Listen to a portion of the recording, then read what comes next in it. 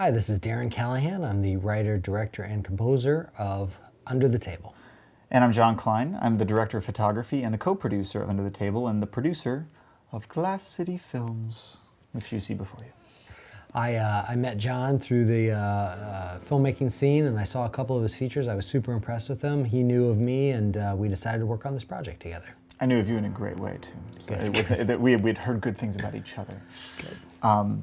We loved the way this movie started out, starting in that white and revealing the table and pulling back this way. Maybe you can talk about the influence of this a little bit. Sure. This shot is a Steadicam shot. It was... some people think it's an effect, but it's actually everyone just sitting very, very still. And if you look closely, you can see them blink. You can see the bartender play with the glass. This is from an idea that was in Dario Argento's Deep Red, a thriller from 1975. And he uses his actors in unusual background ways, and I wanted to ape it for a grandiose beginning. And it kind of creeps you out. It establishes the geography of the restaurant really well, but because of this incredibly wide, distorted lens we're using, the background kind of bows a little bit, it ebbs and flows, and we shot it on a Steadicam to achieve this very smooth, dramatic motion, which put me through hell a little bit. Yes, lots of sweat, blood, and tears. The end here is the slate with the title card in very retro fashion, including the teeth of the tablecloth there. Looks very nice. It moves into a nice dissolve here that's a kind of an homage to Stanley Kubrick and shots from The Shining. And I think Mike Melenda, the editor, did a nice job holding on this shot a little bit while people pick up their menus. It's kind of a nice feeling that they're getting transported into this moment. And with the visual elements here, we have these very widescreen compositions. We wanted to go with this anamorphic Stanley Kubrick look again, with the anamorphic flares in the background, which we actually had to add later in post-production because anamorphic lenses are considerably more expensive than our budget would allow. But we like this sort of claustrophobic, cinematic feel that the anamorphic compositions give us. I should say production designer Ashley Ann Woods did a great job with this restaurant and making it look as good as you see it here. But a lot of the things on the wall are originally in place and look fantastic. This was a great location. We were really lucky to get it. The whole film was shot in just one night at this restaurant, and they were extremely accommodating and obviously had a great look. You know, a lot of our production design, our cinematography, all these elements were basically adding to and enhancing what was already there, which was really exciting for us. This is Paul Martinez making his entrance as the waiter. I've seen him in several Chicago theater productions. He's always fantastic. Danielle, as Emma, did an amazing job, and then Cole and Sasha playing the boyfriend-girlfriend are super naturalistic. I've seen them in a lot of work, and I've always admired them.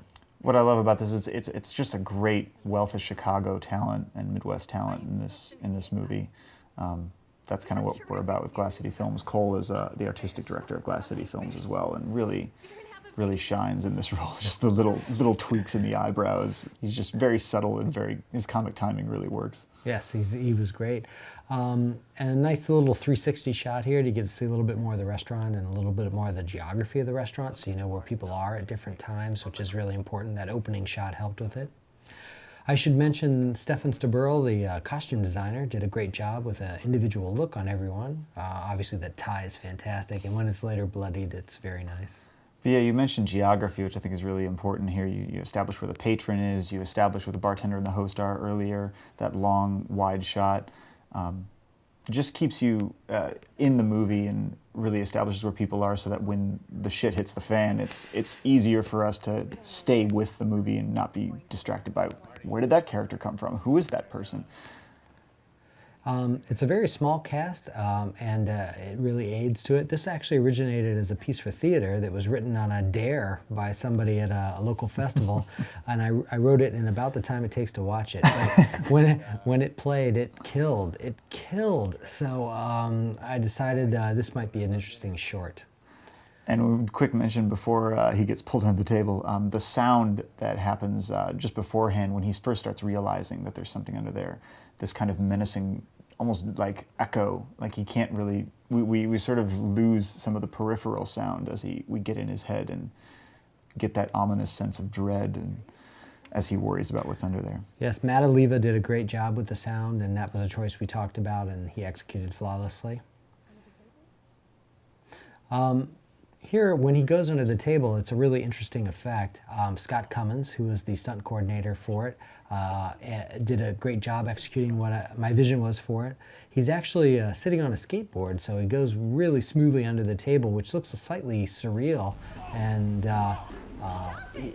it's a really hard stunt. He did it many, many times, and he always did it perfectly. And so what was important to us visually was to have these three different stages where at the beginning there are these very static widescreen compositions, and then in the second half up to when he gets eaten right here, there's kind of a steady cam, floaty atmosphere. So we kind of get inside the actors' heads, the characters' heads, I should say. That's kind of how the eye sees, and transitioning finally to this, which is more of a handheld, oh crap, what's going to happen next kind of visual.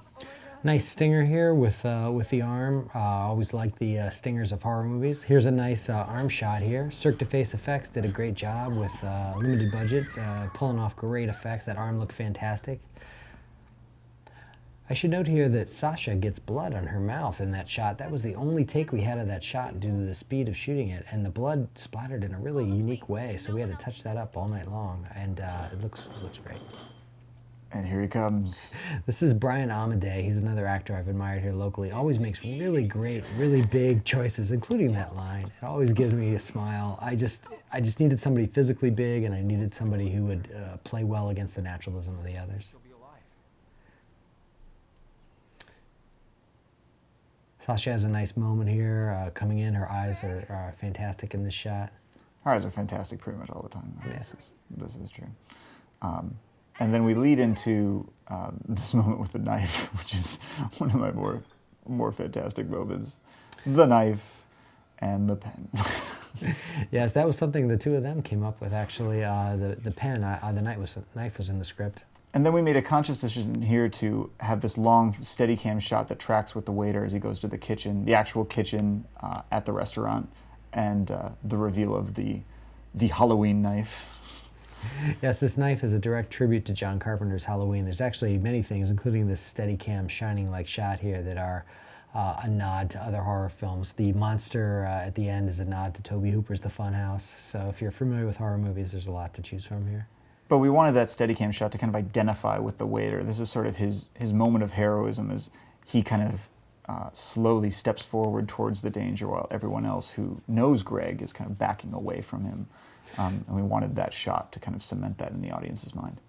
I should tell you this noisy music cue here is actually a nod to Goblin. I like how Goblin would compose Italian film scores and be extremely noisy even when nothing was going on. We like our references here. Obscure and well-known. Sarah Grant here was a great local actor. I saw her in a very small part where she just killed, so I really look forward to working with her on this, and she delivers in the few moments she appears. And you can see here these kind of compositions, the knife sliding under here as well. We like to give everybody their windows, and a lot of this was developed in the storyboards that our storyboard artists. Nick Getling did a great job giving us a guiding storyboard. The monster grab here is interesting. We did have a great looking hand from Cirque du Face Effects. This moment we chose from a couple of takes where you couldn't really see the arm, so we didn't really invest in that effect all that much. But it's so great. Is that a tongue? Is that a hand? And Paul sells it really nicely here with the pole. No one is helping him. And then the quarantine shot under the table looks great. And then everyone, of course, gets doused in blood, because how else would a movie like this really end? Yes, we didn't kill all the ladies, which is a sign of kindness here. We only ate the guys. So Brian got off light. Brian didn't even get blood on him. So and then we got some nice B-roll shots afterwards while we were setting up for another shot, just to establish just how mangled and bloody they wound up getting. And then this nice static shot to end it, which shows you the aftermath and directly mirrors the opening static shot as well. And then we're done. A couple things. This music cue, there's 5 notes because there's 5 main featured actors in there. I just wanted something memorable that was short, same melody as the opening credits. And this background is direct riff on Dawn of the Dead from 1978, the opening carpet shot credits, if you're familiar with that film. And I'd just like to note how many people it takes to make a 10-minute movie in one day. No kidding. And everyone was fantastic. It was really great. Everybody at the restaurant was great. Everybody who participated in the shoot, everyone who was on camera and behind camera, I couldn't be more pleased. Yeah, I mean, it really does take a village to raise a child in this sense. And I mean, we had so many donations from people in terms of gear, in terms of the location, and just, you know, like, we make it sound like it was this amazingly fun journey, and it was. It was also incredibly difficult, but without all these people, we couldn't have done what we did, and in the time that we had to do it. Limitation, as I said, kind of breeds creativity, and that really was true in our case. So we're really thankful for all of these people and everything they gave us. So anybody we didn't mention in this commentary, thank you. Thank you. You all did fantastic. It was a real pleasure to work with you, and we hope to do so again in another endeavor in the future. So goodbye from Glass City Films and from Darren, and we'll see you next time.